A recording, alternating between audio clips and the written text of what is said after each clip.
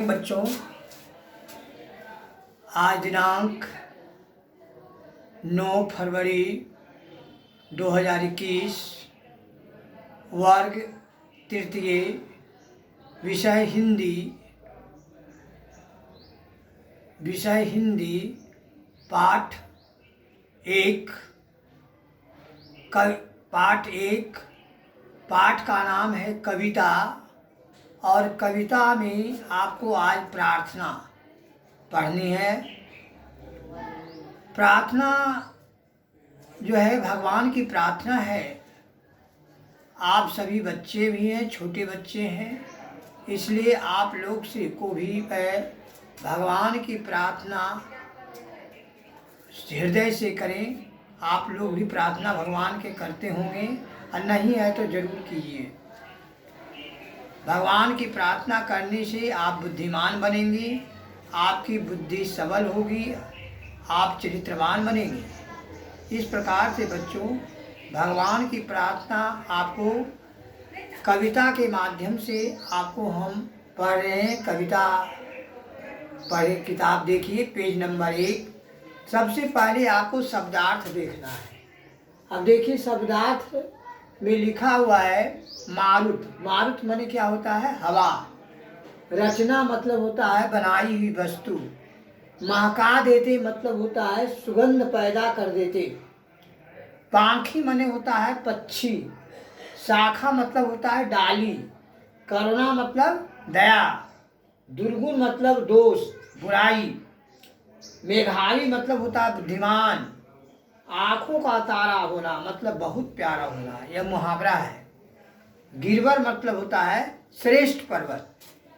इस प्रकार से बच्चों, सबसे पहला काम आपका है कि शब्दार्थ को याद कर लें। और ये जो कविता है, प्रार्थना जो भगवान की है, इसको भी आपको याद कर लेना है। यह आपका होमवर्क रहा। अब हम श्लोक पढ़ाने जा रहे हैं, कविता पढ़ाने के लिए जा रहे हैं। आप लोग किताब को देखिए। देखिए बच्चे, किस प्रकार से भगवान की स्तुति कर रहे हैं। हाथ जोड़े हुए हैं, एक लड़का और एक लड़की है। दोनों विद्यार्थी हैं और वह भगवान की प्रार्थना कर रहे हैं।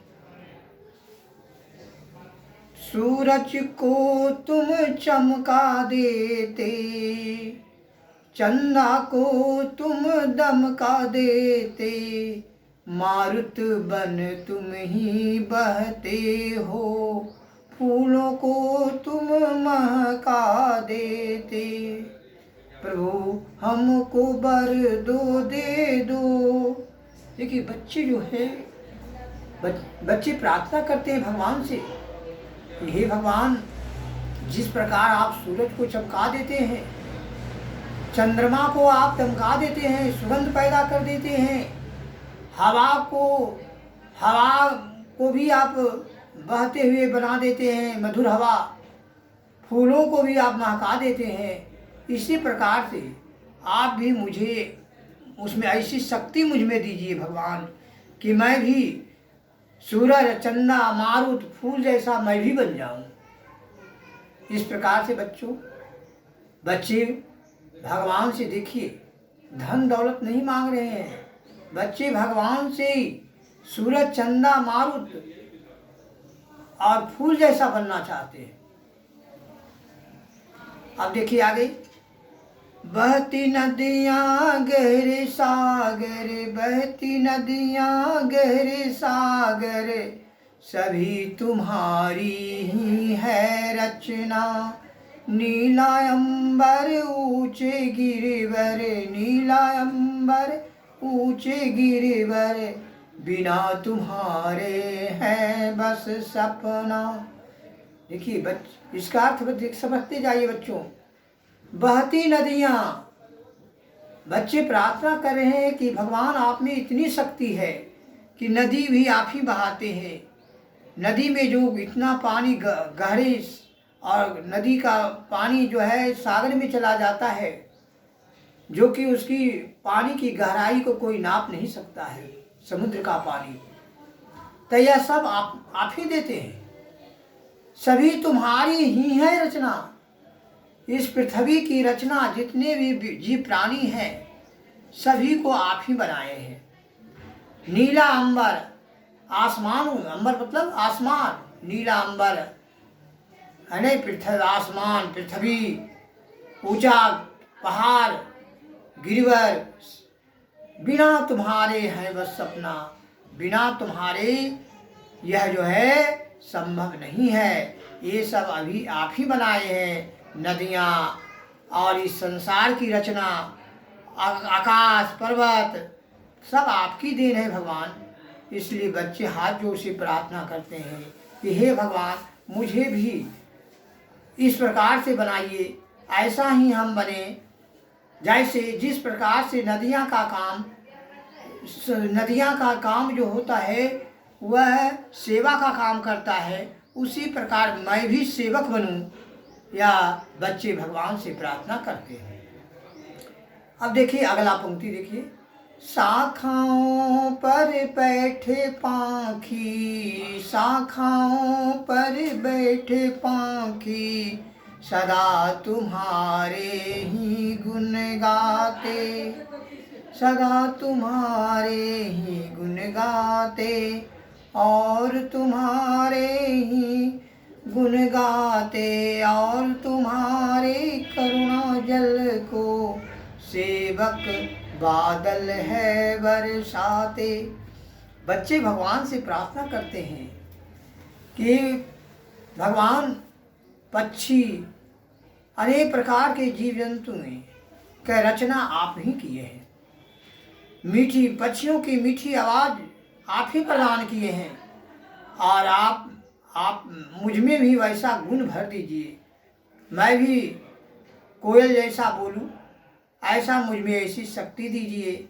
और तुम्हारे करुणा जल को, और करुणा जल दया रूपी जल मुझ में भरिए, जिसमें कि सेवक बादल है बरसाते।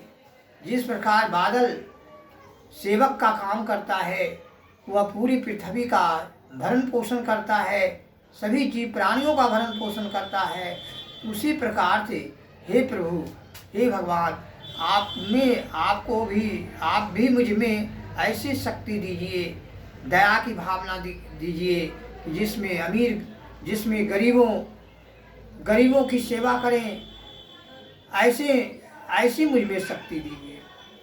इस प्रकार से बच्चों भगवान से यह बच्चे याचना करते हैं। आप लोग भी भगवान से यही याचना कीजिए, यही निवेदन कीजिए, और इसी प्रकार से प्रार्थना हाथ जोड़ करके किया जाता है।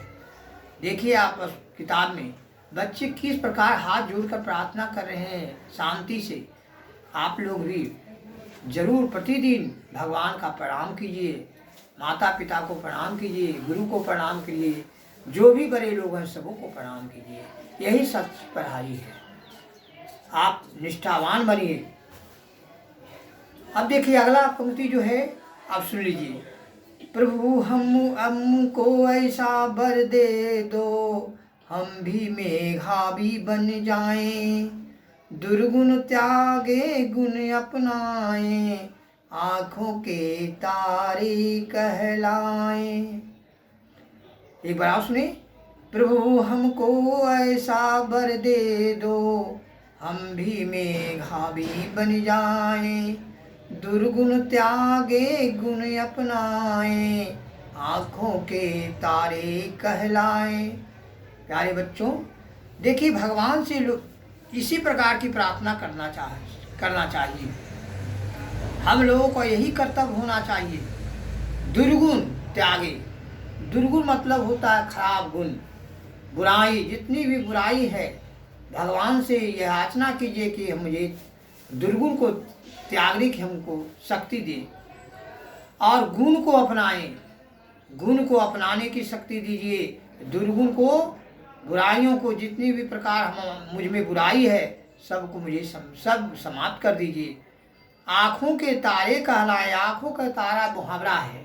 आँखों के तारे मतलब होता है बहुत प्यारा होना। इस प्रकार से बच्चे भगवान से प्रार्थना करते हैं कि हम भी मेघावी बन जावे।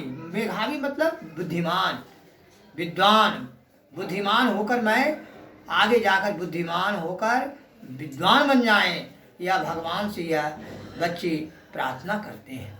आप लोग को इसी प्रकार से प्रार्थना करना चाहिए। आप लोग छोटे बच्चे हैं, और देखिए आप लोग को मैं बताता हूँ कि कविता कैसे याद होगा।